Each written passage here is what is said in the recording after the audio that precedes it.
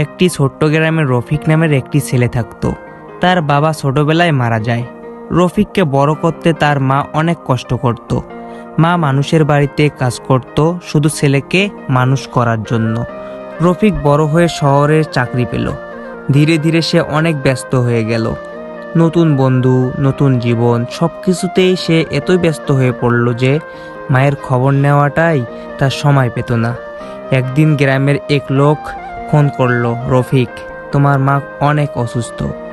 রফিক তাড়াতাড়ি গ্রামে ফিরে গেল, কিন্তু তখন অনেক দেরি হয়ে গেছে।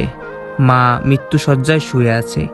ধীরে ধীরে মা বলল, বাবা, আমি তোমার জন্য খুব খুশি। শুধু একটা কথা মনে রাখবে, যখন তুমি ছোট ছিলে, তুমি অসুস্থ হলে আমি সারা রাত জেগে থাকতাম তোমার পাশে। রফিক কাঁদতে লাগলো। সে বলল, মা, আমাকে ক্ষমা করো, আমি তোমাকে সময় দিতে পারিনি। মা মুচকি হেসে বলল, বাবা, মায়েরা কখনো সন্তানের উপর রাগ করে না। এই কথাগুলো বলেই মা চোখ বন্ধ করে দিল।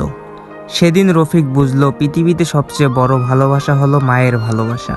তো গল্পটা যদি ভালো লাগে অবশ্যই like, comment, share and subscribe করো।